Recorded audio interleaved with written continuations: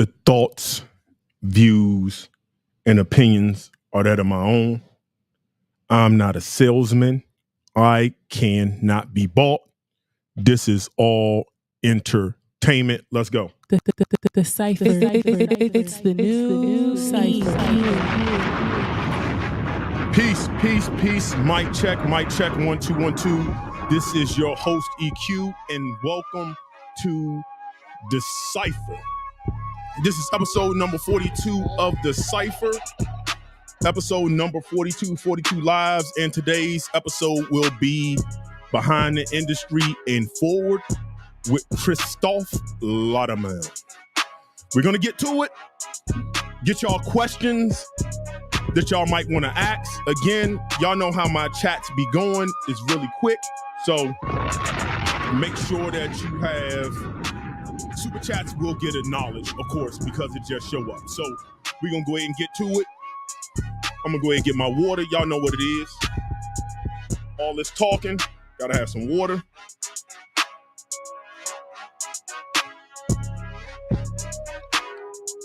And what my drink of the day gonna be.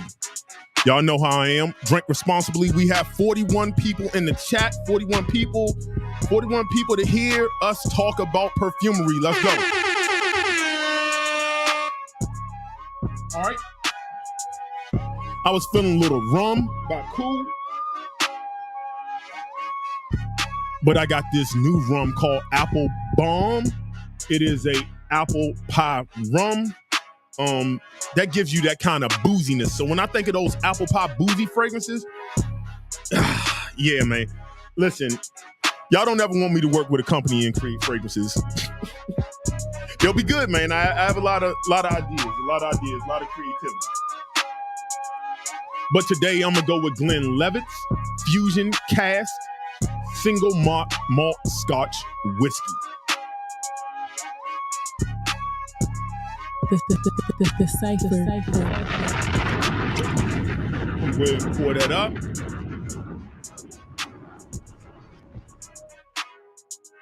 Cheers.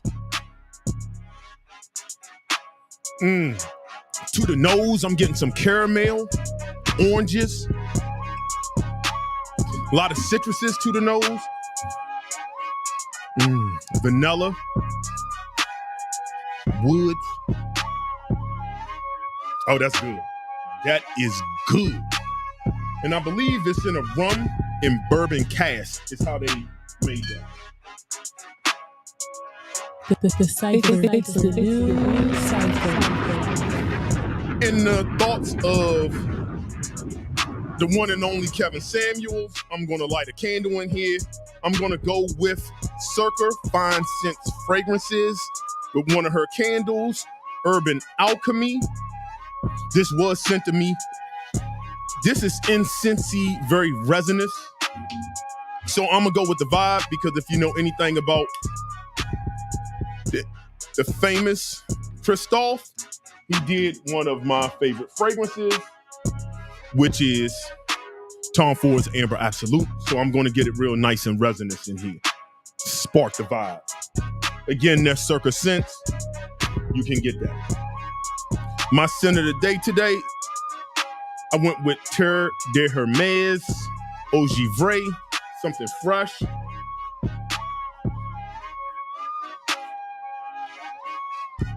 This is freshly squeezed grapefruit juice. That's what this is. I mean, it's just one big accord. You get some woods, I believe citron, you have some peppery, but at the end of the day, it just creates a very, very tart grapefruit. Peace, peace, peace, peace, peace, and more peace. It is a vibe in here. Again, this is episode number 42 of the Cipher. The topic is Behind the Industry, Forward with Christophe Laudamiel.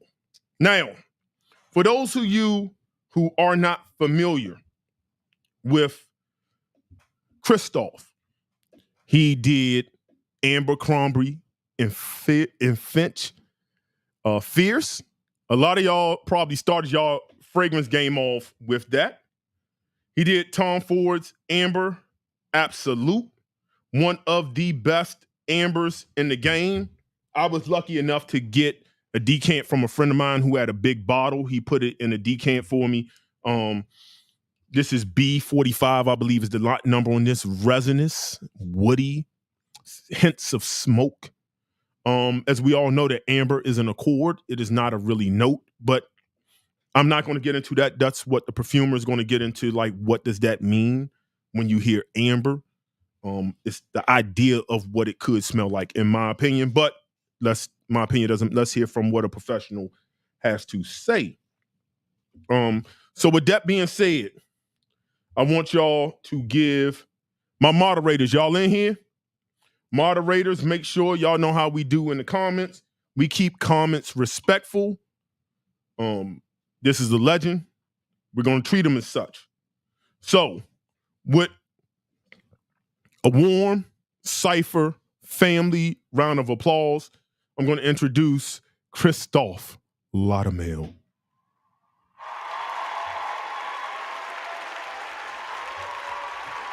Hi, thank you so much. How you doing, my friend? How you doing? Very good, very good, very good. Yeah, so I followed you for some time. I think I've been following almost since COVID.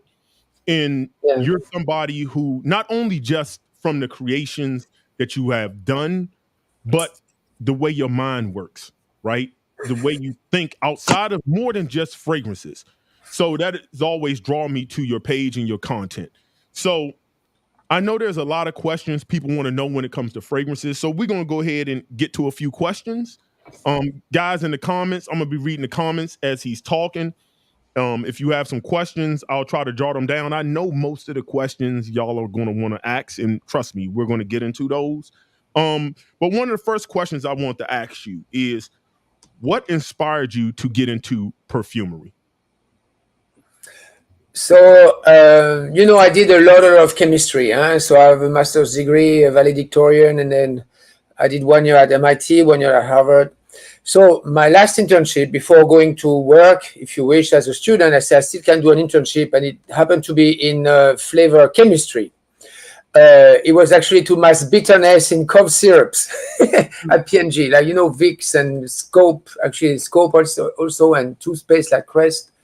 And so, but I was working with flavorists, and they do the same that we do in perfumery. When they do the taste of Snapple, the taste of all these drinks, Red Bull, and then so it was super interesting. There was a bit of chemistry and then a lot of emotions, but also plants and molecules and things. And they told me to go and interview with the perfumers. So. Which I did, and then I was admitted in the Procter & Gamble Perfumery College, and that's how it all started. Now, I have to say, since my childhood, after the fact, I was realizing that at home, and I lived 4 years in New Caledonia, in the middle of the Pacific, but there are a lot of different smells, and then in France and Italy. So, and at home, it was super, super important. So we were not into technology at home. We were into math and physics and languages, actually. But also because of my family, and because, in France, it was very important. The food budget was much more important than the technology budget. So we didn't have a television in every room at all and this kind of thing. But what was on the table had to be of top quality, even if it was not fancy food, but like really top quality. No processed food at all. And there was no ketchup, no Coca-Cola, no orange juice, pasteurized orange juice at home ever. So it's really... It was when we are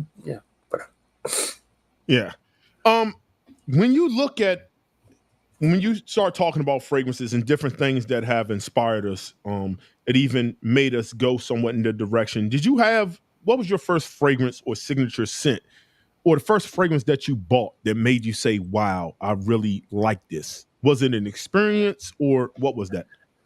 So it's two different questions. So the first fragrance I bought, it's actually from Yves Rocher, which is more a beauty, and you buy your shampoo and everything, and then they had a fun fragrance. And my mother took me there because she loves those products, and they do fun shampoos and fun things for the bath. And they came up with this fragrance called Samarkand, which is a city, I believe, in India.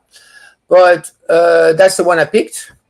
And, it's when you start having a little bit of beard and you're allowed to shave for the first time.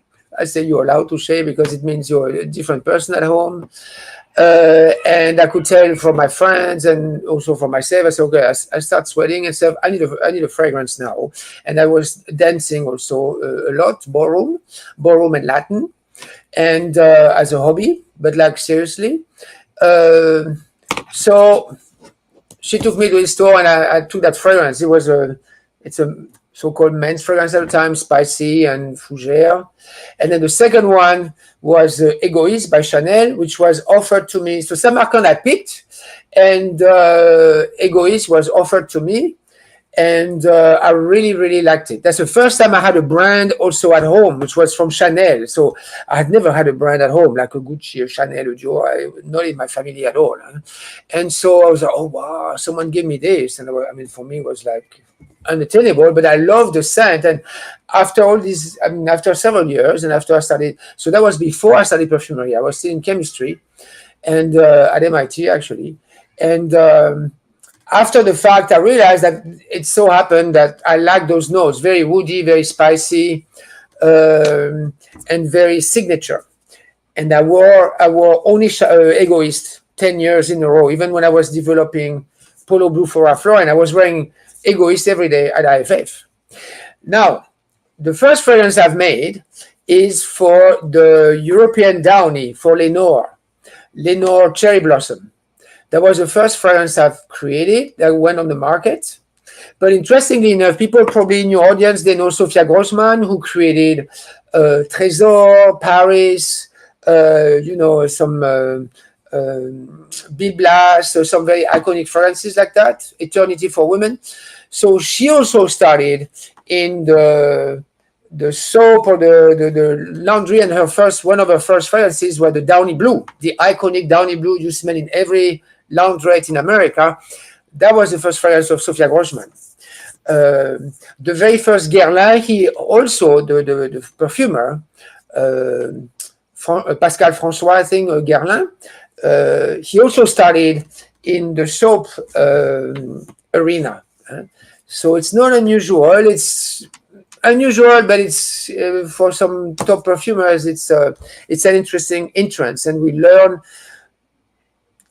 the strength of ingredients, the value of ingredients when you work for these brands, independently from history. You learn what they actually do, what they smell, and their performance and things. Voilà. Okay. So Chanel Egoist, which is a classic fragrance. And I know, listening to you talked a lot about notes and the spicy notes. That's what kind of draws you in. My question for you is, when it comes to notes and accords, I think my audience, I've tried to educate them as much as the difference from notes and accords, and you can touch on that from a professional standpoint. But how do you, it's kind of a loaded question, interpret a fragrance? Because a lot of people in today's age with the internet can see fragrance notes in pyramids. What does that pyramid actually mean? Let's start there before I go, because it's a kind of a loaded question. So let me just start there. The fragrance pyramid, what is the fragrance pyramid, and does that go into how you should interpret a fragrance? Maybe that's the best way to ask that question. So when you see this fragrance pyramid, I mean, whether it's a pyramid or a description, you get the descriptions from the brand. So this is done once the fragrance is finished. At the beginning, you don't have it. It's at the end. And Christophe, can you send a pyramid? Can you send a description? And usually it's a description that's very, a few words. So as you said, these are notes that you find more usually in the fragrance. Now, so a note is a smell. So a note can be an ingredient, like when you say it smells of jasmine, but no, sorry, strike that. A note can be an ingredient. Yeah, you say jasmine, and then there would be natural jasmine in a fragrance, or it can just be a jasmine accord. So an accord is just like in music. It's a few ingredients together, usually as of 3, we say. It's an accord, like 3 to 10, 3 to 15, doesn't matter. You can have 20 ingredients in accord to do a simple singular note, usually. Well, it can be complex. You could do a number accord, but you can also do an apricot accord, you can do a banana accord, you can do, jasmine accord. So an accord like in music, a few notes together creates a little piece. And voilà. So sometimes the accord is the note, and you say, oh, I can see it's an apricot note. And yes, the perfumer did do an apricot accord, or sometimes it's just by coincidence, it creates that in a fragrance. Okay, so the accord are the notes, are the ingredients together, and then the note is the smell. But behind that smell, you don't know what it is. So the pyramids are notes. So when it says jasmine, there might not be any natural jasmine in the fragrance. Sometimes it will smell of jasmine. Sometimes you'll be like, Christophe, do you smell jasmine? I'm like, yeah, they wrote that. I can see a tiny bit, but voilà. And that's the next thing I want to say. When you read a pyramid, you have no idea about the proportions. It's like this. The one on the top can be the biggest proportion in the smell. The one at the bottom can be just a tiny bit. The one in the middle can be a tiny bit or can be the big thing. So that's the problem with pyramids. It puts everything at the same level, basically. It's a jasmine, rose, lily of the valley, oud, musk, but you don't know if it's a tiny bit of musk and a lot of bergamot, or if it's a tiny bit of bergamot, you don't even smell it, and a lot of musk, and you don't know if it's a fresh, natural bergamot, or if it's just linalool, citral, linalool acetate, in a nice way, or just in a functional way. Voilà. So to take with a grain of salt these pyramids. Voilà. But usually, there are quite a few in there that you will smell in a fragrance. It's just you don't know the proportions, you don't know what is very important, unless you have a nose to recognize that. Voilà. Right. So, because I asked that because in this community, there's a lot of people that talk about fragrance, review fragrance, influencers, however you want to call it. And I noticed that sometimes people are describing fragrance based saying, like, because something's at the top of the pyramid, they smell this first. And then as it transitions, they smell the middle, and then when it's at the end, they smell the base. And I say, well, is the pyramid really isn't how you should be interpreting it? So every time I hear that, I'd be like, they're note readers or they're liars. Because why aren't you smelling the base in the opening when it's the stronger note anyway? It's always weird to me when it irritates me when I see people review fragrance and they're saying, well, when I first smell this fragrance, and they're just reading top notes. And I'm like, well, why don't you smell anything else? Or why aren't you smelling accords? What's your thoughts on that? Because it irritates me personally. Yeah, but first of all, I guarantee you, when you smell a fragrance, you smell patchouli that they're going to put in the bag. You smell it right away. You smell vanilla or vanillin right away. And when the fragrance is sweet, it's like, oh my God, this is so sweet. So that's the back note. So the order of smelling, it depends. They may have put a little green note, and then you're still going to smell the marine or the bergamot, and then after 10 minutes you say, oh my God, but this is really green now, and they're going to put the greenness in the top. So I would love that people, you see, that's also the same critique I have when I see a lot of influencers. They don't know how to smell, and you don't improvise yourself just like that. It's like in music. If you haven't studied a bit of music seriously, if you don't know all the instruments one by one, and then if you don't know how they go together and how they can interpret something, it's easy to read the description and to say, oh yeah, I can see this, I can see that, but they don't even know what jasmine alone smells like. So there's no way they can recognize it in the fragrance. And I'm just saying jasmine. So when they start going into ambrette and this and that, they don't even know. But even in the stores, even in niche stores, ask people if they smell angelique or angelica pure. Have you smelled angelica seed, angelica roots? Have you smelled ambrette? Have you smelled? And I guarantee you, most people have not smelled even the nose by themselves. If you haven't seen them by themselves, you cannot recognize them. Okay? So if I tell you in a gin, there is, gin is mostly juniper, but in fact, every brand has their own little concoction added to the juniper. Mandarin, peppermint, neroli. Actually, neroli is used, orange flower in gin. Voilà. If you have never smelled orange flower or neroli, if you've never smelled mandarin, if you've never smelled peppermint, there's no way you can see it in a gin. Okay? So it's the same. People have to learn all these things. So most influencers have not. So then they just read that, but they And you can tell me, I would love that people hide the description, they start smelling, and then they start saying things. And I guarantee you have the stuff they will see in the description, and some other things they will learn from the description, and some they won't see in the description. Okay? So there is no geranium in Polo Blue. I want people to know.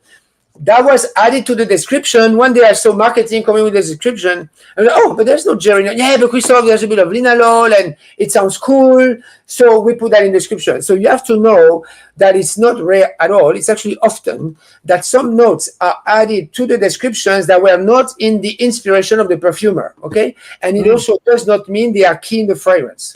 Voilà. So if I that clarifies also. So go by your nose, but you have to learn all the notes, basically not the ingredients. You don't need to know what dimethyl benzyl carbonyl acetate smells like. You don't need that, but you need to know what's the difference between a typical green tea a la perfumery note is, and what's a mandarin usually people know, but ambrette they don't know, angelica they don't know, coriander seeds they don't know, carrot seeds they don't know, bergamot they don't know. So because most Earl Grey tea they don't smell fresh, and so they smell of hay and dust and black tea. Find a nice Earl Grey tea that smells citrus, that's bergamot. Voilà. Earl Grey tea, by the way, is bergamot on top of tea. That's it, bergamot oil on top of tea. Okay?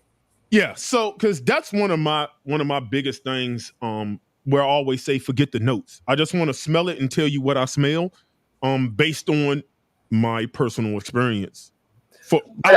Going out through the world, because these pyramids aren't even true. So when I see people describe fragrance and they're reading pyramids, I know that they're just not really, they're just telling us stuff to tell stuff. And then it's like the blind or the dumb leading the dumb. And then everybody is kind of dumbing down.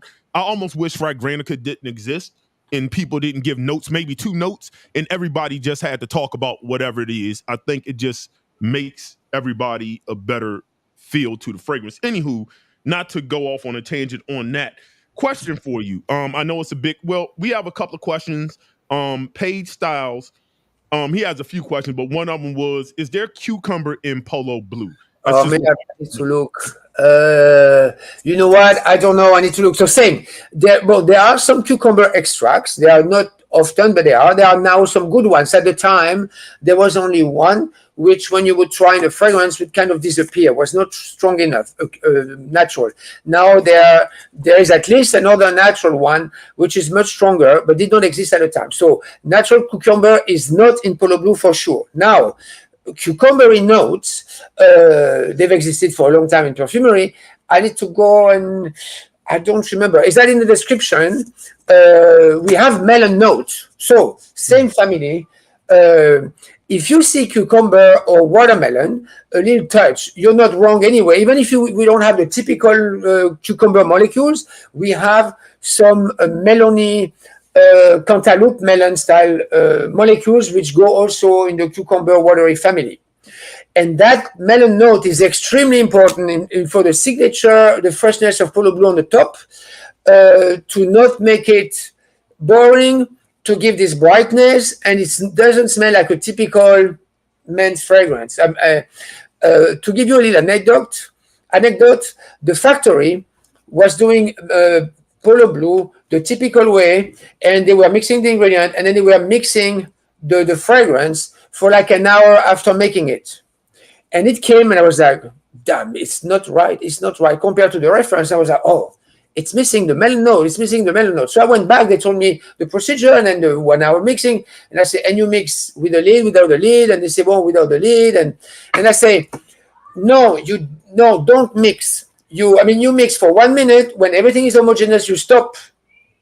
And the juice will continue working inside the tank, but don't mix for an hour this fragrance because we are losing the melon note. Is very volatile. So voilà, the little anecdote and the little answer. Okay. And let me see. We're gonna ask one more question because I know it was early. Something in my appreciation that was that.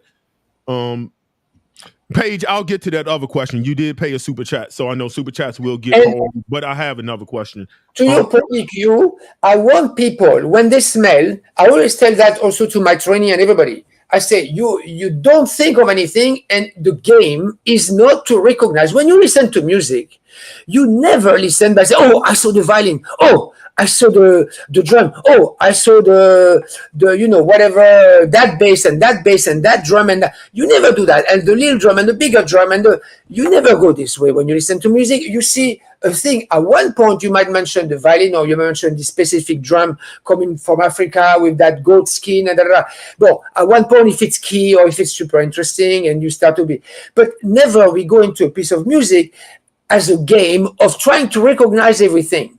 So I think that's what you mentioned. You go in the fragrance and you get those impression or emotion. It's more than emotion, but just like a piece of music. So it's a mixture of certain ingredient, but also certain atmosphere. Oh my God, I have this huge mountainous air feeling in there. And it's not about, oh, I recognize cologne, I recognize this, I recognize, you see? So I want people to know. And then, especially if you're a perfumer, you want to see the different notes. If there is one that's disturbing or one you want to increase or decrease or remove. So for the perfumer, you have to do this analytical thing. But people, I think because most people are kindergarten, so they find it expert and cool to say, oh, do you see the ombre?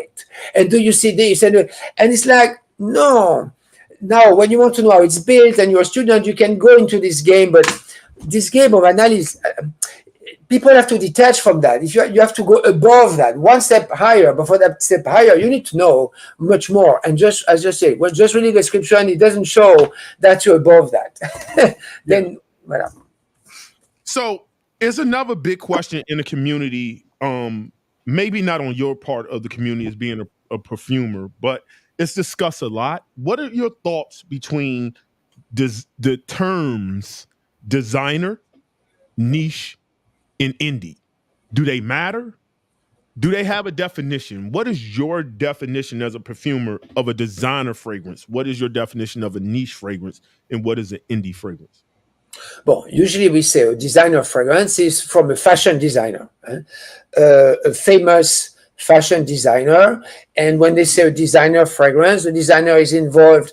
Tom Ford actually is involved a lot, I have to say. He's one of the few. I think I've heard Jean-Paul Gaultier also, I think, follows quite a bit. And at that time, Mugler was smelling also regularly in the development of things. Most designer fragrance, even Estée Lauder has a department, so-called designer fragrance department, as opposed to in the other department, they have Estée Lauder and Clinique, and whereas in the designer department, they had the Tommy Hilfiger so they are developed like merchandising. So it's like you do the T-shirt that says Beyonce or Madonna, 30th anniversary, this kind of stuff. Has nothing to do with their fashion. Well, I should not say nothing. Not much to do. In fact, the fragrance comes later than the fashion show, or when the fragrance comes out 2 or 3 years later anyway. But so, voilà. Designer fragrance is made that way. It's very commercial. Usually they want it to be successful right away. It's very rare when it comes into a very specific thing. It's like a football player, so they don't say designer fragrance, but it could be a football player. But it's very merchandising. It is not hardcore perfumery. Then, what did you say? Indie and niche. Niche, yeah. So indie, they mean independent, and niche means just a small brand. Niche in French means a small. A niche means a small alcove, like you put your statue in a little niche. Or a niche, the dog house, a small dog house in the garden. That's a niche. It's a dog niche. So it's a small thing. So it used to be a small brand coming out, and meaning small in size or small in business. Now niche, because the small niche become big, so then you have intermediate, which are Frédéric Malle and Kilian and Le Labo. They are not niche anymore. So I don't mention anything about the quality of what they do. I'm just saying they are not niche because they are too big. Independent means like a niche can come from a big fragrance house and a big designer doing a niche little thing. Like the perfumers working from Frédéric Malle, they are not independent perfumers because they were working for Frédéric Malle, but they were doing a niche perfume because it was for this small project, a very different style of creating and freedom and deciding what goes in the bottle at the end. So voilà. Now, so independent came because, unlike in music, we don't say independent musicians anymore. We don't say independent architect because they are their own firms or the inside a firm that's quite independent from the big commercial thing. So you don't. But most perfumers, till about 10 years ago, 15 years ago, were inside and are still, not most now, but are inside fragrance houses, like huge architect bureaus, if you wish. Imagine for all the major buildings in the world, they would be made by 6 architect bureaus for the entire world. Okay, that's what it was. When we talk about Eiffel, Firmenich, Givaudan, people have heard those names, Man, Robertet. So imagine these architect bureaus, they hire each about 80, 40, 20 to 80 perfumers, dispatched in 5 centers around the world, and a little bit more than 5, but like one in North America, one in North America, in Europe, in Asia, in Dubai, in Asia, voilà. And then a bit more than 5, but let's say 10. And most famous fragrances were coming out of only these architect bureaus. So it was very concentrated in terms of skin color, in terms of variety, styles of development, in terms of pricing. And it was very like unidimensional. So I exaggerate, but voilà. So, and then you had those independent perfumers, they decide whatever they want to put in the bottle, or but they're on their own. And it was very difficult. Until 15 years ago, you could not go and buy Isoy Super on the market like this. It didn't exist. And there was no perfume supply house. There was no perfumer's apprentice. There was no any of that. So you could not find ingredients like you can find colors if you're a painter, or you can find fabrics if you're an independent fashion designer or independent seamstress, or you know what I mean. So that's why we say, but I hate the term independent. We should say we have perfumers and then we have staff perfumers, like they belong to a restaurant chain or they belong to a restaurant. Voilà. Okay, that helps. So, to sum it up, because there was a few things I want to just unpack that you said there, to kind of break it down from, because you said one thing. I think you said Kilian. You brought them up. So you saying the way you see it, at some point you could be niche, but you get so big where you fall under, let's say, a conglomerate like LVMH, that now you are no longer niche. You're a designer. Is that kind of what you were saying? Well, I would not say Kilian is a designer of fragrance, because when you say designer of fragrance, it means a fragrance made for a fashion designer. It doesn't mean you are the designer. Huh?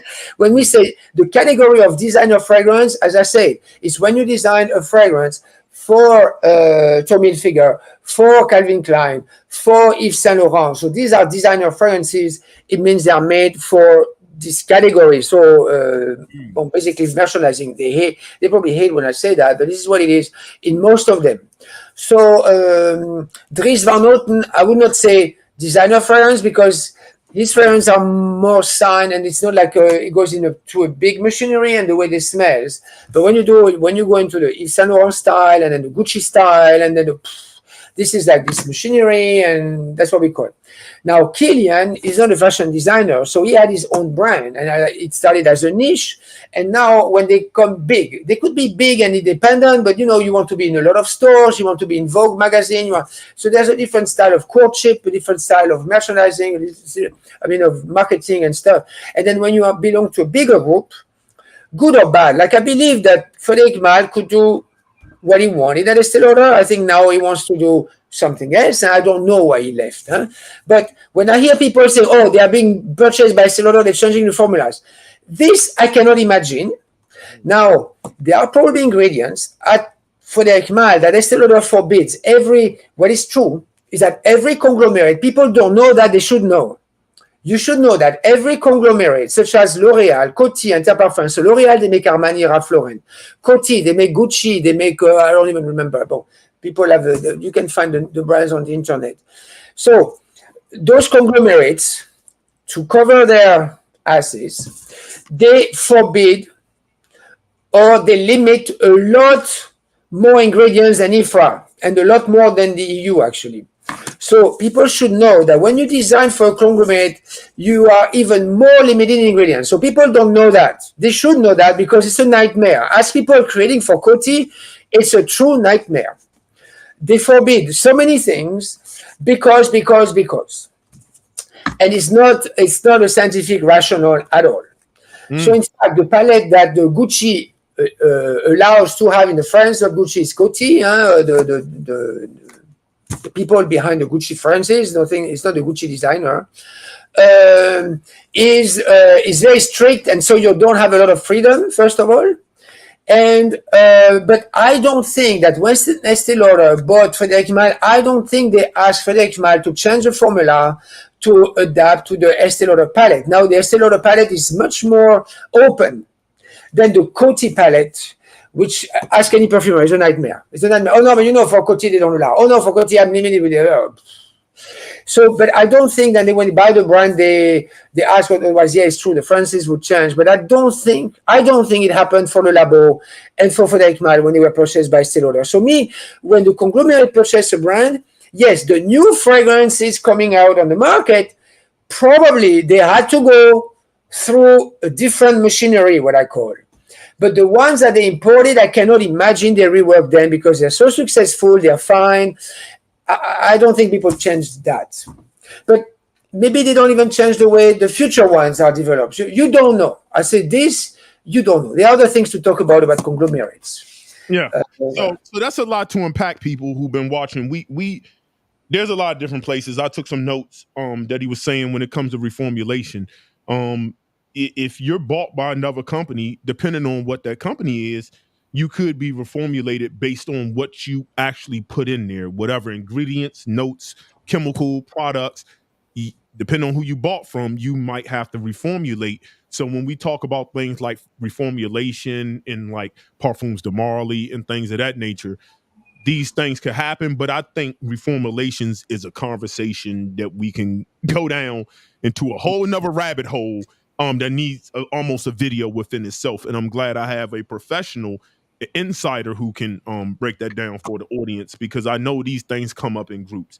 You mentioned, I want to say here, you mentioned LVMH, like Kilian was purchased by LVMH. So LVMH is another one that has a very strict palette, a lot of ingredients you cannot have or cannot have that way. So LVMH is Dior, is Louis Vuitton, obviously, now Kilian, but they also have Givenchy, they have Celine, and this is also a palette you hear a lot that perfumers complain about. It's very, very strict. So it's stricter than the EU. So I don't know, for the new Kilian for sure, they had to adapt to the new LVMH palette.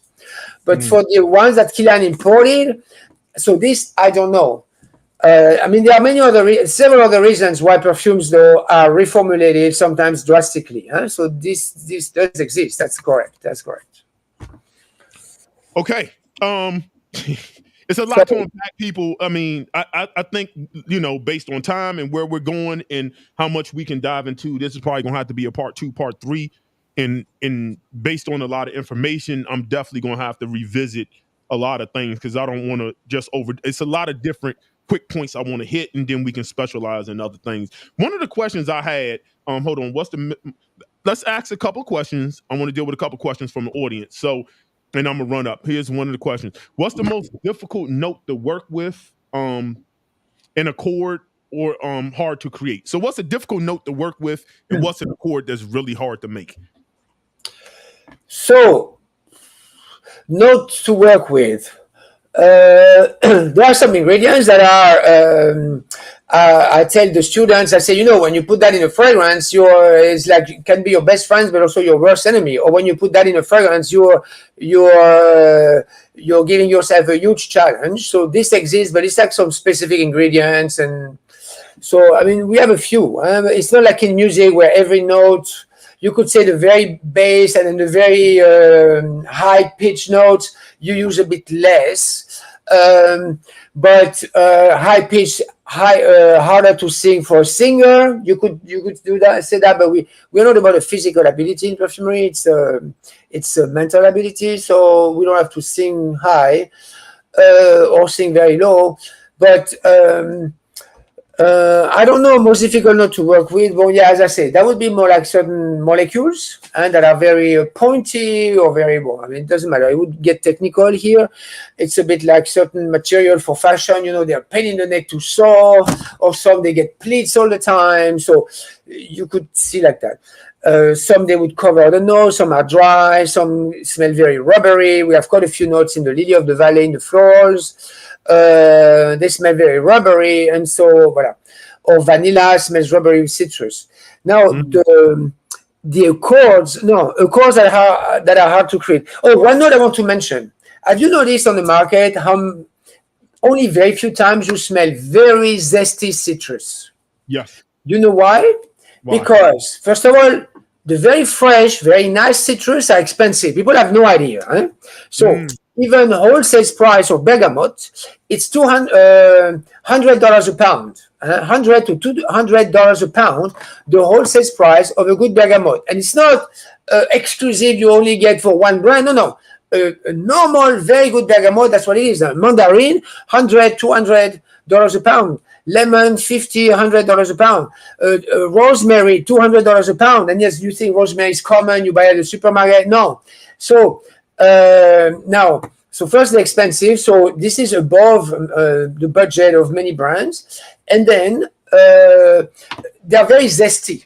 And when you start putting patchouli in there, green notes, vanilla, that zestiness gets cut off. So it's very hard.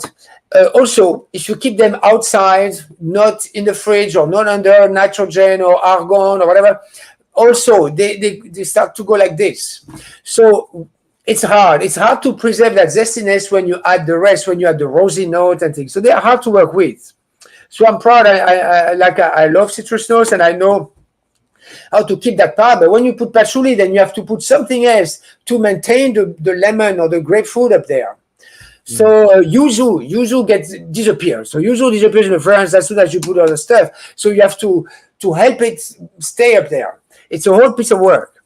Now, a cold hard to create, steamed rice. I love the smell of steamed rice. And it's super hard to create. Apricot. I don't know.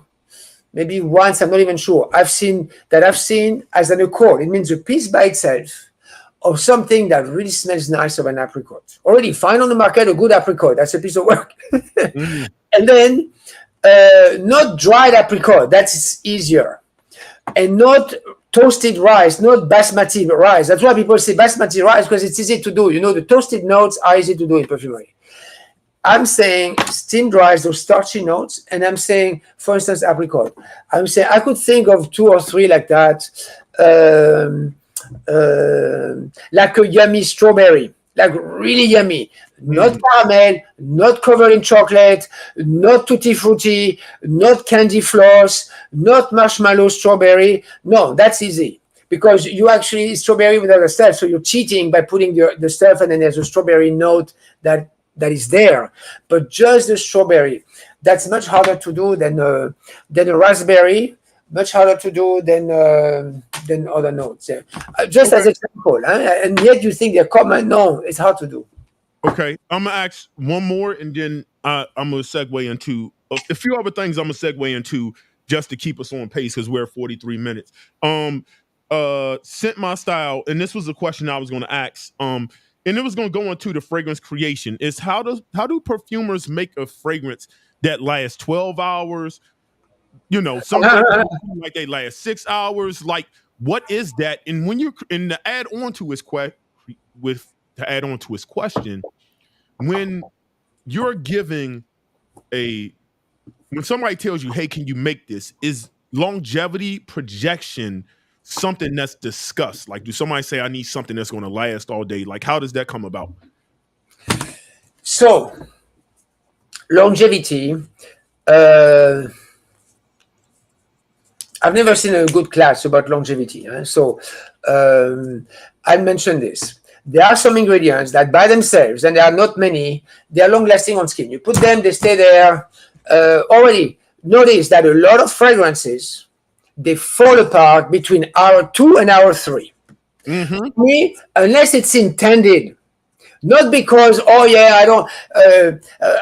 remember you mentioned something about long lastingness. I will tell you something. A lot of fragrances, they are not long lasting because the perfumer did not know how to do it, or had zero budget, but also it's a big know-how. It's not taught at school. I'm going to tell you what it can be taught.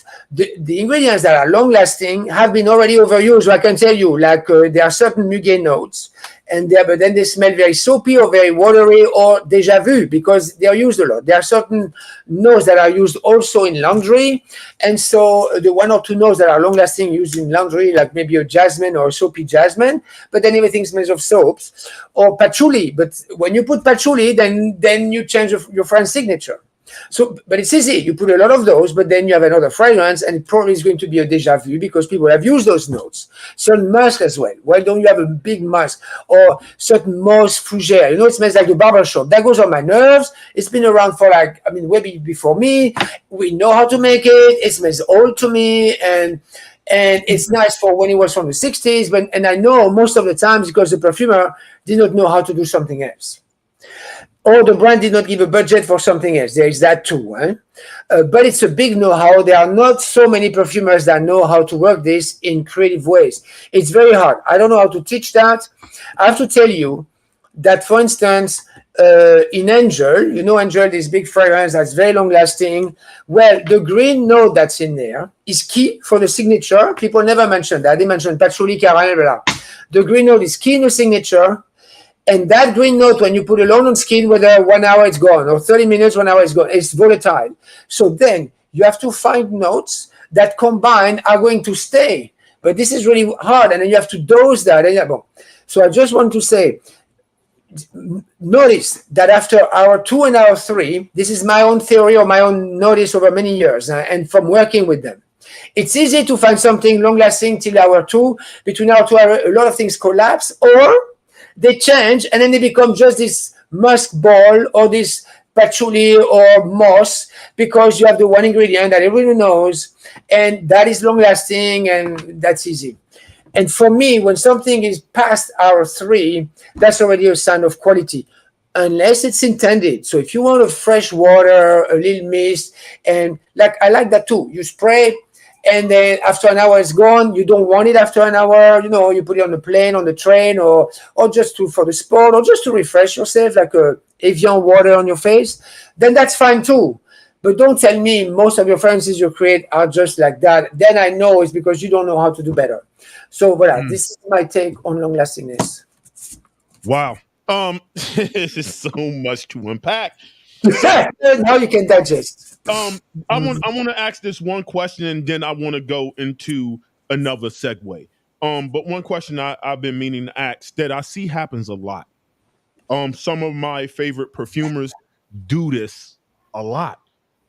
What's going on with, if I work for, let's say Kilian, I'm a perfumer, and I work for Kilian, and I create, I'm going to use your fragrance, Amber Absolute, right? I create Tom Ford's Amber Absolute. And then Frederick Malle hires me. And then I end up creating Amber Absolute again for Frederick Malle, or it'd be like Amber Absolute with some cherry. Or it seems like it's a lot of people creating the same fragrance as they work for different houses. Is that intentional? Are they asking them, hey, that fragrance you made over there, we like that. Make it over here for us too. What's the science behind that? Or is it just the perfumers being lazy? You have the 2 case scenarios. You have 3 case scenarios. Scenario number 1, the perfumer is lazy, yes, and the perfumer has not learned better. I have to tell you, there are perfumers coming out of school explaining me. That's when I started perfumery. Now they don't say that because they know my position, but explaining me that if you want to win a big project, you have to take a fragrance that exists already. Otherwise, there's no way you can win this project. So there are a lot of perfumers. That's what they do most of the time, whether they go from something exactly in the dupes, we can talk that another time, but just exactly, to doing remixes, which is what you're talking about, and that we have a lot. I've talked about that extensively in the press. I've explained that. I even showed on Fragrance Drama formula side by side for people to see so many ingredients that are the same quantities, and that means you do a remix in music. And in perfumery, they don't even put so much more bass and transforming. We see the melody, but then they don't even make it like a DJ even bigger. Usually they dilute with other commercial stuff, so you recognize the fragrance and you don't even see another style of artistry. So, or very, very little, I should say, to be correct. But so yes, perfumers do that routinely. We know that very well. Huh? We know that very well. We have machines to know what's inside the fragrance. You take that formula, you push a button, you have the formula or the skeleton, no more than a skeleton. And you have a replica of all key fragrances on the market. But we're talking like thousands, tens of thousands in each fragrance house. And it's a routine thing for as long as I've been in perfumery. So at least in the 80s, 90s. And then, so a lot of perfumers work that way. And then you have then two styles of clients. You have the client saying, I'm going to do a market test against against CK1. So guess what? The perfumers have to do something similar to CK1 if they want to win that test, because that's how it works in tests. People go for the similar and they go for the known. So that is indirectly asked for by the client. And then it fits some perfumers that know how to create that way. They're very good at doing remixes or of the market. That's how you got Chrome. And then Chrome is a very close to CK1. And then you have some clients from very big brands. They come to the perfumers and they openly, we're talking really big brands. Big brands have published, one of the circles I've sent you, EQ is exactly the method. It's very well known. They don't test. They come to the perfumer. Hey, can you make me a Fierce by Aberombie? Can you make me a Chic by Caroline Herrera? These are true stories. Okay? So, voila. So you have all that style of that it's a dark perfumery activity that is very real. It is going on to this day. And yes, you have from the perfumer, the brand asking indirectly and the brand asking you very directly. And this is happening not in Dubai, in China, where people say, oh yeah, they do dodgy things. No. We're talking in Paris, in New York, and I'm talking fine fragrances. Huh? So in Paris, in New York, for some of the most luxurious brands, designer fragrances, or plenty, because that's merchandising. Voilà. So that's very common. So people are not dreaming when they come to me and say, Christophe, it smells the same. Oh, is that my nose? No, it's not your nose. You smell very well. It does smell the same. Voilà. I can tell you some brands then are cut off. Some brands are cut off to work with these other companies, because the other companies are saying, hey, did you make a copy of my fragrance for this other brand, for my competitor? And they get cut off. Okay? So that includes the fragrance that was published. You know, there is this book about the fragrance of Sarah Jessica Parker, about Lovely. Okay? Okay. That is not the story of Lovely. Okay? The story of, like, I'm sick of this thing. That's what I'm telling you. I'm telling everybody here. The story of Lovely is Sarah Jessica Parker wanted Rovan mask, or wanted maybe even an Egyptian mask, and something like really niche. I say niche that no one would like as a commercial fragrance. It's like a DJ. They love some weird music. Only other professional DJs would understand, or they would say, "Oh yeah, I love that music." But if you want to do a DJ for the big mass, music for the big masses, it's not what you're going to put in the club. Otherwise, people would be like, "What is this weird thing?" Well, this kind of thing. You have the same everywhere. The experts, they tune something. Sarah Jessica Parker was tuning on a certain mask. So she was not a connoisseur in perfumery, but still, she wanted this specific. And people told her, I said, well, you have two choices. Either you do that, but then you won't sell anything, or you do the way we do it. And the story was, I believe it's a Narciso Rodriguez style that was recreated. It went to such embarrassment that the brand, the French house and the perfumer were shunned out of Shiseido. So people correct me if I'm wrong, and the perfumers will correct me, but I think I was very close to quite some people to know the story. It was common. Every year you could hear what fragrance house or what perfumer is going to be shunned because they and I say half the time it's not because of the perfumer. Hein? So here I'm not saying it's because of the perfumer. So I don't want to judge on that because it's harder to know what perfumer. But I know some things, but not in that case. Right. Voilà. So I'm saying this is very common for a lot of brands that in the bottle has nothing to do with the blah, blah, blah. Okay? So, and Chandler did not know either. Huh? That was not explained to Chandler. Bon. Same with Miracle and Romance. Smell them and then you smell pleasures. I can tell you Estée Lauder was not happy about that. So now, sorry, I'm doing a little tirade. Last case scenario. The same perfumer has a style like Sophia Grossman. So she did Trésor for Lancôme. She did Paris for Yves Saint Laurent. And she did Eternity for Calvin Klein, and then she did the Bill Blass for her. Bon, at least Trésor and Paris. You can see, and Downy Blue, by the way. Next time you smell Downy Blue, think of Trésor by Lancôme. The Downy Blue came first, huh? But you will see the Trésor in there. But what I'm saying, the fragrance then has changed enough. So what is enough we can debate, but not like this, not a remix, you recognize the whole thing. No. But you will see what I mean when I say that. You see in a Paris a Trésor, in a Trésor a Paris, and in a Downy Blue you will see a Trésor. But it's the same perfumer, and the fragrances are different enough that I don't think that Yves Saint Laurent, and I don't know who was carrying them at the time, because Yves Saint Laurent does not have a fragrance factory. Huh? So, I don't think they were upset at Sophia because it's, you could say it's the style and it's changed enough that you get into a different things for Yves Saint Laurent or for Lancôme or for Downy, you see? So that I find is totally fine. And the perfumer does it, I mean, consciously or unconsciously, but they change, and you can say it's the style of a perfumer. But at least they don't steal from another perfumer and they change enough, okay? Same between Opium and Youth Dew. It's a famous story. The story has yet some other facets, but at the end, let's talk about the results. I found them different enough that, yes, we can see some notes are similar in the description, but I found the fragrances different enough to say, okay, that's fine. I mean, this is not what I'm talking about. I'm talking blunt remixes, copying. This is what we're talking about. Voilà. You know what? Clones. So as I'll put you on the screen, I'm writing stuff down. We're gonna have to have another part 2, part 3,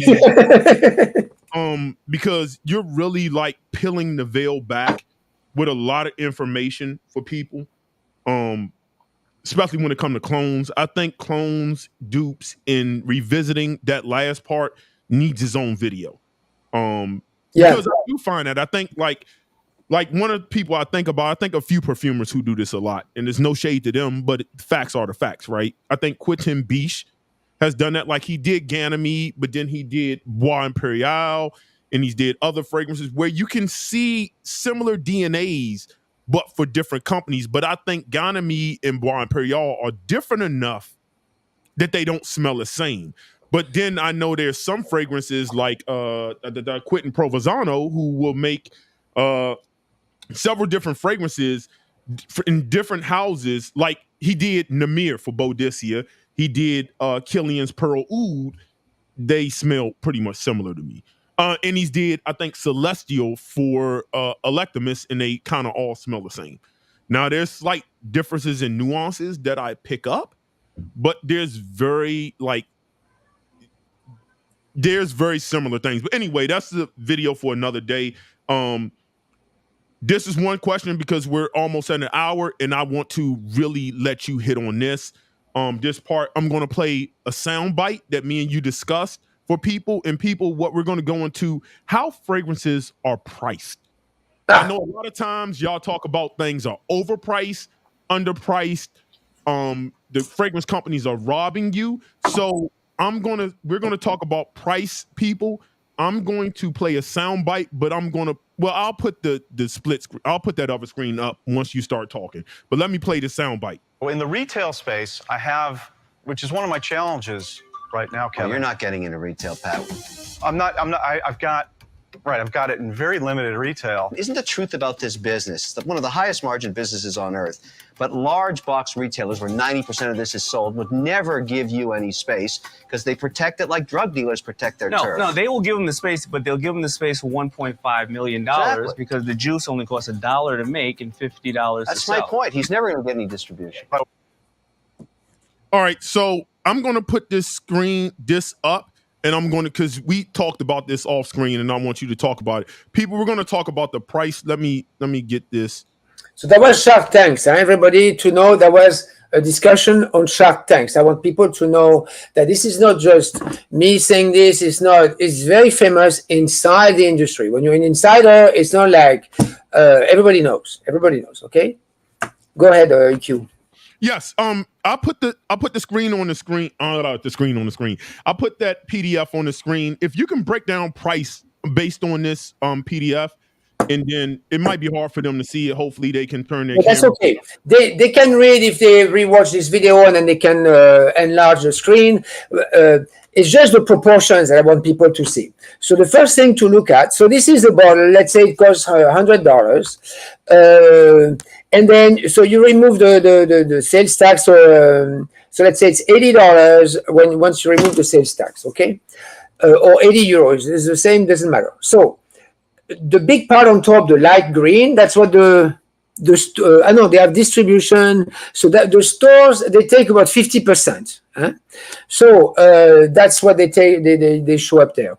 Then below you have advertising. So the story in advertising is that in there you have the cachet.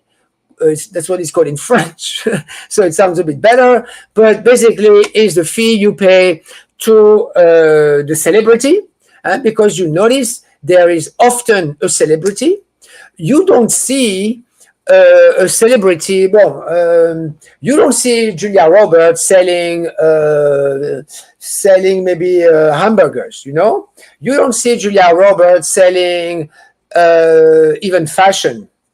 But in perfumery, you will often see a celebrity that has nothing to do with perfumery. They don't even know how to talk about it. They've never learned it. They don't know. It's a nice celebrity, but Chanel No. 5 is typical too, and most of them. I'll explain why they have that, but they get a big cachet. Huh? So, and then other advertising, marketing on Times Square everywhere. And this is huge. This is huge. Much more important than what goes into the bottle, inside the bottle. Then you have the conglomerate profits. So you should know that a lot of brands are owned by just a few conglomerates for the entire planet. So whether you're Italian or American designer, Italian designer, your fragrances are designed by someone in Paris. Actually, there are quite some companies in Paris for the entire world, and then you may have a conglomerate in New York and another conglomerate maybe in the UK. But it's very concentrated, as if many fashion designers would depend to one group in Paris for their entire fashion. Everything is decided in Paris, even for Italian brand, and even for a Spanish brand, and even for an American brand, decided in Paris. And there is no designer in the house; it's just a group in Paris. Voilà. So then, what I want to show, then you have the packaging. It's very well known. For instance, I know from someone that was working at the Dior factory, sometimes the macaroon, the little charm on the bottle, costs more to Dior than the juice they put inside. So these are real story. It's typical. The cap is fancy. The glass is very heavy. Why? To give this effect of luxury. In fashion, they don't put lead in a handbag to make it heavier. The weight of the leather, of the rivets and stuff, that makes the bag, And people would find out, would say, why is there lead in that bag? To make it heavier? Because they're faking the leather is not leather, it's just plastic. You see, people would see that. But in perfumery, you don't see what's inside the bottle, so it's very famous. But then there's no sustainability. The glass is this thick. I can tell you it's very expensive to make glass. It's not that they recycled the bottle, because the bottle will have to go back to exactly that designer, the old custom-made bottle. It's heavy to ship, so it's a lot of shipping costs, etc., etc. But it's important to make people believe that the juice is extremely costly, and that's why the entire thing is costly. Well, I'm very strong on that because this is terrible.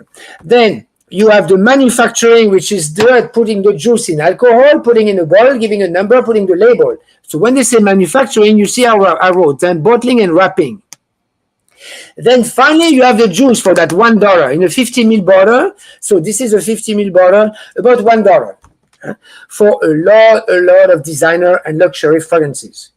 You should know that when you have a fragrance, even from a jewelry house, many times what goes in the bottle is not decided by the jeweler and is nowhere near the quality of the jeweler brand. I'm very strong on that. So find out, but voilà. Now, in that $1, you have that long list of things. So yes, you have the ingredients. By the way, in one formula, you may have ingredients coming from, I calculated, maybe coming from 20 different countries, 30 different countries. You understand that. When you take aspirin, it's just aspirin, a bit of sugar, a bit of starch. You take that in a pill, it's just one thing, and it's three things. When you take, perfumery is the most complex thing. When you do a pizza, you see it's flour, it's salt, it's oregano, and it's a tomato, and then they have a few other garnish, ooh la la, it gets complicated. It's nothing. 5 things, and flour, you find it here, and tomatoes, you find it there. They don't come from Madagascar. They don't come from a remote place in India or in Cambodia. They don't come from a place where they have a war going on at the time. They don't go, voilà. So in the French formula, that's what we're talking about. This is all in there. The logistic to ship all these ingredients to the factory, quality control of each ingredient, and I can go on and on and on. All is in there, the perfumer salary, the salespeople salary, management family salary, quality control, distillation. You know how complicated it is to distill whiskey or even to make a beer? You know how complicated it is. This is true for every single ingredient in that formula. It's all in that $1. So I know people are not so good in math, and the brands love that people don't do math. So let some people do math for you and you will understand that scandal. This is a real scandal because people buy a $100 bottle. Now you have huge brands. They love having their niche. You know, Dolce & Gabbana, well, let's say Lancôme have their niche fragrances. Armani, their niche fragrances. You know, their niche lines. They love having those niche lines because now the bottles are $200. The bottles are $250 or $300 in those niche lines. And instead of $1 for let's say $100 bottle or $70 bottle for 50 ml at the duty free, instead of $1, they're going to give $2 to the perfumers. $3, $4. I don't think it's $4. From what I hear, it's about $2. Well, and the price is now $200 instead of $100 or $70. So they love those little niche things. No, the consumer, and I can go on and on, but people have to know. You have to do the math, and they're going to make you believe, oh, we have oud. Oud is $20,000 a kilo, $10,000 a pound.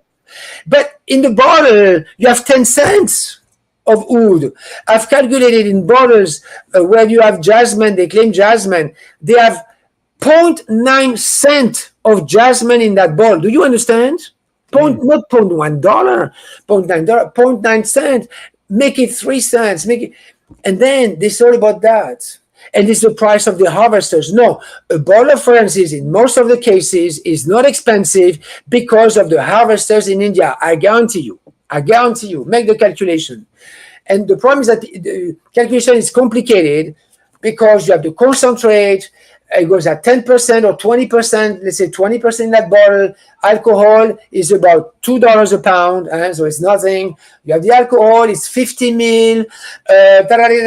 So people are lost. Oh yeah, but jasmine is $3,000, is $1,500 a pound, $3,000 a kilo, and people are like, oh, so that's expensive. Yeah, but there's so little in the bottle. So people have to know there is a scandal right there, and people should know. So I tell people, when you go to the store, you know, and they show you the nice pictures and stuff, or they tell you there's jasmine and tuberose, another scandal, and vanilla Madagascar. You ask, how much vanilla absolute? Because they say vanilla infusion. So vanilla infusion is a bit of vanilla, a few vanilla pods, usually the ones that are not good for food, a few vanilla pods with a lot of alcohol. And I told you, so vanilla infusion is $25 a pound. Vanilla absolute The real extract, that's super nice. Vanilla Absolute, that's about $2,000 a pound. Huh? Rose Essence, $5,000 a pound. So you ask Lancôme, where they show you the rose from grass and the rose from this. I know I go to the store and I look, and they make the whole schmilblick about the rose from grass or from India or from Morocco or whatever. How much of that rose is in each bottle? Oh, monsieur, we don't tell. It's secret. It's true story. The store manager, I don't say where I am. I just say, bon. So I want to understand. So how much of this is in there? It was side by side, the rose absolute in the bottle. And I know, monsieur, it's secret. We don't communicate. Or I've asked some other people, but it's not important. The important is not to know how much jasmine from India you have in this bottle. It's just the smell. Let the smell transport you. Yeah, but the price is also transporting me. And the farmers, you order 1 kilo of jasmine from the farmers to make I don't know, thousands of bottles. And so the romantic brings you some cash, but then this cash doesn't go to the farmers because they're sold in the bottles. So this is enough. So when you hear it's secret, we don't communicate, don't buy. That's what I'm telling people. You boycott, okay? Because you want to respect the farmers, and let alone the perfumers, because in that $1, you have the salary of the perfumers, and there's no royalty. If the perfumer leaves the company after 1 year, gets zero for all the times the perfume is successful in the market. Can you imagine Beyonce getting zero on her song because she leaves Sony and goes to someone else? No. They have royalties for their entire life and 70 years after their death, okay? So, voilà, people have to know that. But let's already think about the ingredients that are in those bottles. So this thing has to go. I'm sorry, we are one of the last industries in the artists. Oh, and the perfumers are artists. How many times you hear they say you? Oh, the perfumer are artists.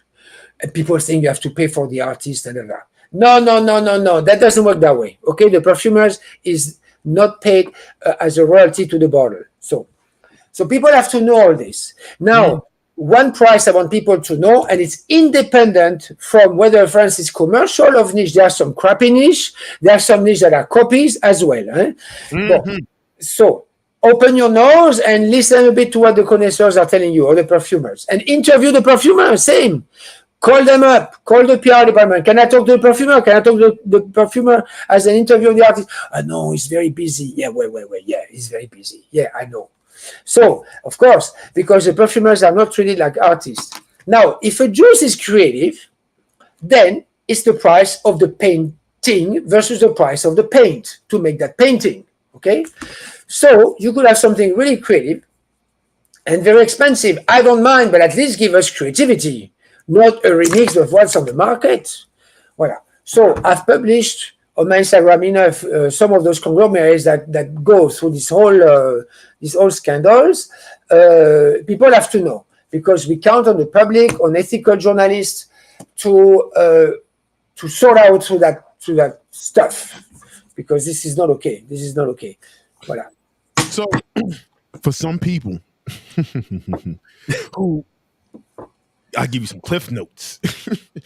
Basically, it's a lot going on, and we don't know what's in there, regardless of what the company says.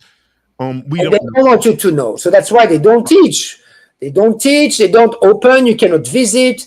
They don't explain exactly what's in the bottle. They don't show any formula, not one single formula. I mean, any big chef would publish at least 1 or 2 recipes, right? Big chefs, they publish recipes. Anyway, it is, people don't want people to be informed, and they don't want to train more the staff in the store. It's not the fault of the staff. It's the fault of the brands and the stores. Got them. We fucking got them. That's a lot to unpack, people. That's a lot to unpack. Again, we're gonna have to revisit a lot of this, because there's tons of questions, people, that I prepared, and again, and we're already at 1 hour and 15 minutes, and we're just not going to get to it. The clone conversation will probably take to really dive into clones from actual big companies that we don't want to talk about. I know I talked about that with like Mancera having Intense Cafe and Xerjoff having Cambridge Club. They're pretty much the same fragrance.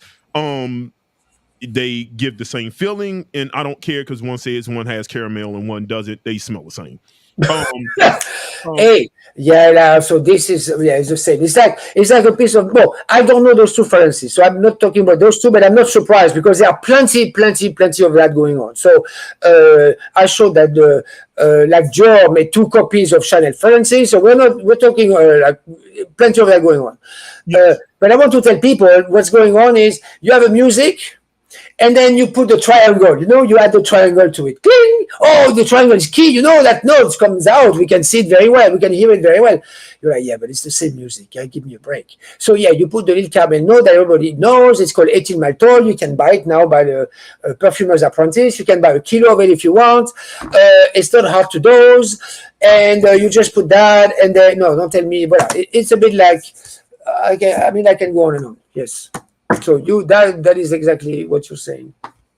Yeah. So people, it's a lot. I have a lot of questions. I just don't think we can get to them all. I know. If I ask Christophe, his thoughts on like clone companies, that's the clone conversation. Anybody who want to know a clone question, we'll get to that on another live because. Yeah. That's like 45-minute conversation within itself, I'm sure. And based on the things that we talked about today, this whole painting the Middle East as the king of clones, Christophe says France, they're doing it everywhere. And it's rather intentional, unintentional, but it's being done within the industry. We're also not being told everything that's in the fragrance. We're being told that you're paying a lot of money for a fragrance that you think might have oud in it that might only have 1% of oud in it. So you're not paying in it, and then all other expensive ingredients like bergamot, which he said. So it's a ton of stuff to unpack. Replay gang, get in your replay. Please hit the like button. This is the kind of stuff. This won't be the only perfumer I want to discuss. If you follow me on IG under this video, tag your favorite perfumer who needs to come on and talk. Tag them. I would like to get Cecile on. I would like to get others on. But before we end, I do have one question. I thought I saw it into the thing, but I put it into my brain. Are there any young perfumers or any perfumers, because you've been around for a while, that you have been impressed by their work or you have been inspired by, or is there any perfumer that you're like, oh, they're doing that person right there, or they're doing some good work? Well,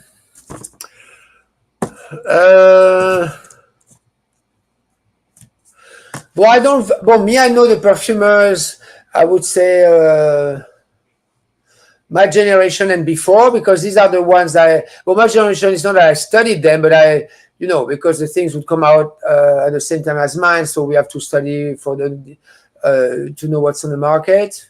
And then the one before, so not inspired. Like I don't know, I'm never inspired by a perfumer. And then if it's been done for me, I'm like, in fact, I was already at FF to work with some clients because that's what they wanted. And so not inspired by perfumer, more by either their method or their way of thinking. I'm not thinking how to create a fragrance or just how to go about things. But they are not inspired by perfumers. But now, Pierre Bourdon, in fact, I trained with him a little bit, but Sophia Pierre were very important to me. Pierre Warnier, his way of creating. So the way his fragrances smell are not my style at all, because he did a lot of fougère. But you should see Pierre Warnier building a fougère. Oh my God, this is like it's a life experiment. And me, I don't like fougère, so I don't really do fougère, but just observing him, so the methodology, same with Sophia. And then Olivier Krebs, because he did quite some new structures. It's hard to do new structures. When you do an angel and when you do a light blue for women, and an angel, you're like, oh my God. And then Jacques Cavalier, more before Vuitton. I don't know at Vuitton because I don't know, maybe he wants to, but I'm not a Vuitton person as bags anyway. And then, so maybe that's why he creates for that style. And so I don't know. So I've smelled the Vuitton fragrances, but I don't find it's the Jacques Cavalier, Bertrude of the before Vuitton. the Jacques Cavalier of before Vuitton, I mean, I admire very much also. Yeah, he did Jacques Cavalier, yeah. Yeah, he did the l'Odyssée, he did the Feudyssée, he did the Nu, he did other stuff that, I mean, really signature new structures, like amazing. And then, well, I need to think. I mean, I'm not an encyclopedia or following that much, but voila. And then the new ones, yes, there are some coming, but I have to tell you, the industry through the schools have turned up people to be usable in that machinery to answer the conglomerates. I call them the dictatorships because it's really dictatorships methods. So it's not artistic methods, it's dictatorship style methods. And so you have to hire people that are docile enough and then they learn how to do fragrances to go into that machinery. So Tom Ford, at least at the beginning, was not working that way. Estee Lauder was not working that way. And Ralph Lauren, it's L'Oreal, but L'Oreal USA was not working that way now. It's steered out of Paris, so it's a different machinery. But so then it's in the independent perfumers. So some, they're just starting the piano. So it's only after 5 to 10 years that you start, we say in French, touching the piano, like ballet, like anything. After 5 years, you start being there, and after 10 years, you're like, so, or like a singer is the same. So that's why. So the new ones, some are almost there, but I think, well, so I know a couple of years, and then we are going to have some already cool ones going on. And then, as I say, I don't follow very much, but so yes, it's going to be very exciting, and no, it's super cool. And then we see much more signature thing coming from so-called independent or so-called people that are not into the machinery. Then you see some really interesting stuff, different concepts also, and different Yeah, well, that's good stuff. So we're at an hour and 20 minutes. We're going to table this conversation for another day. People, if you enjoy the information, it's a lot. You'll probably have to watch this video 5 times to really and take notes to really get it. But you know, I like to have fun. I like to party. I like to discuss my top 10s like everybody else. But I'm also a person who wants to bring intelligent conversations to the space.